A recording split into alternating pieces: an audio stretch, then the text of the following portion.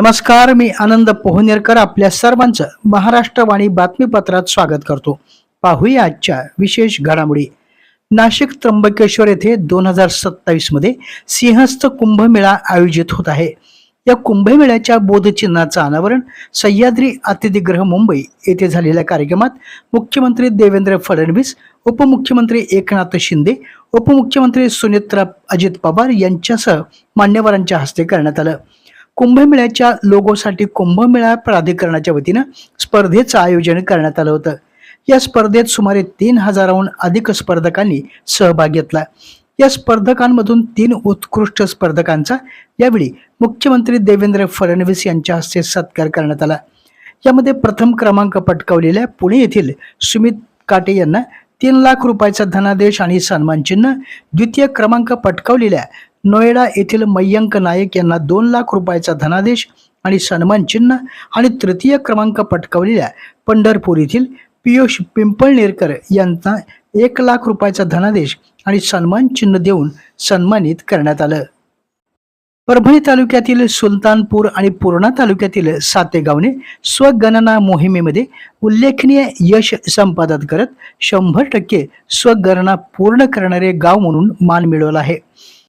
जिल्हाधिकारी तथा प्रधान जनगणना अधिकारी संजय सिंह चव्हाण यांच्या आदेशानुसार परभणीचे उपविभागीय अधिकारी उदयसिंह भोसले आणि तहसीलदार संदीप राजपुरे यांनी सुलतानपूर आणि पूर्णाचे तहसीलदार M.N. बोथीकर यांच्या मार्गदर्शनाखाली सातेगाव येथे ही मोहीम प्रभावीपणे राबविली आहे.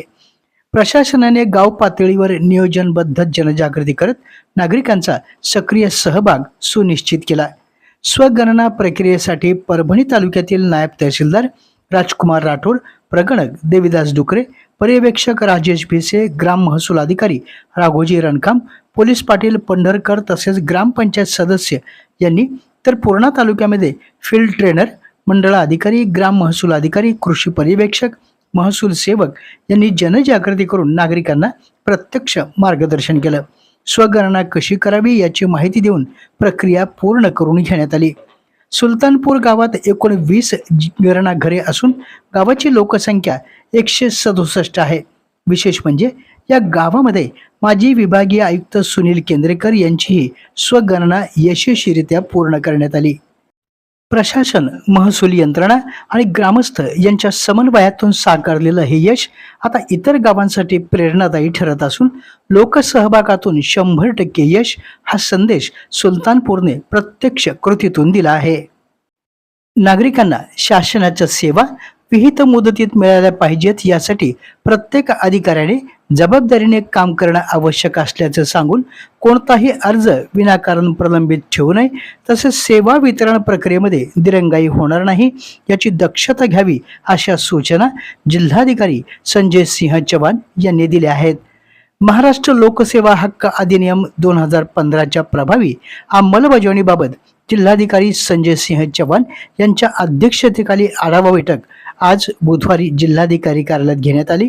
यावेळी ते बोलत होते.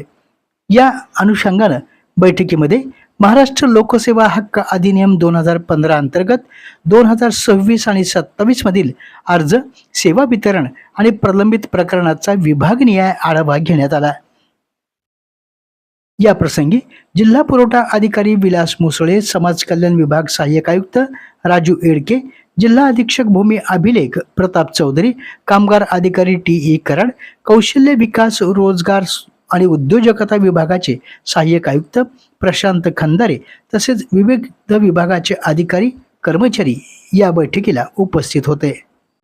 सामाजिक न्याय आणि सक्षमीकरण मंत्रालय, भारत सरकार, राष्ट्रीय सामाजिक संरक्षण संस्था आणि राज्य शासन यांच्या सहकार्याने ज्येष्ठ नागरिकांसाठी 14,567 हे राष्ट्रीय टोल फ्री हेल्पलाईन देशातील सर्व राज्य आणि केंद्रशासित प्रदेशामध्ये सुरू करण्यात आली आहे. महाराष्ट्रात ही सेवा जनसेवा फाउंडेशन पुणे यांच्या माध्यमातून राबविण्यात येत आहे. त्यामुळे जास्तीत जास्त ज्येष्ठ नागरिकांनी याचा लाभ घेण्याचं आवाहन करण्यात आलं आहे. महाराष्ट्रात ऑगस्ट 2021 पासून सुरू झालेल्या या हेल्पलाईनवर आतापर्यंत 4 लाखाहून अधिक कॉल्स प्राप्त झाले असून 30,000पेक्षा अधिक प्रकरणामध्ये क्षेत्रीय पातळीवर प्रत्यक्ष मदत करण्यात आली आहे. या हेल्पलाईनद्वारे ज्येष्ठ नागरिकांना आरोग्य, पोषण, निवारा, आश्रयघर, वृद्धाश्रम, डे केअर सेंटर याबाबत माहिती दिली जाते. तसेच मालमत्ता आणि कौटुंबिक वाद, कायदेशीर सल्ला, पेन्शन योजना आणि ज्येष्ठ नागरिकांचे पालन पोषण आणि कल्याण अधिनियम 2007 संदर्भात मार्गदर्शन केलं जातं. याशिवाय मानसिक ताण, चिंता, नैराश्य, एकटेपणा यासारख्या समस्यांवर समुपदेशन करून भावनिक आधार दिला जातो. या हेल्पलाईनवर अनेक व्यथा, वेदना आणि तक्रारी महाराष्ट्रातील ज्येष्ठ नागरिक एल्डर लाईन 14,567 हेल्पलाईनवर मोकळेपणे मांडत असून या माध्यमातून त्यांना आवश्यक मदत आणि आधार मिळत आहे. आपल्या जिल्ह्यातील अपडेट बातम्या पाहण्यासाठी आमच्या महाराष्ट्रवाणी या चॅनलला लाईक करा, सबस्क्राईब करा आणि शेअर करा. धन्यवाद.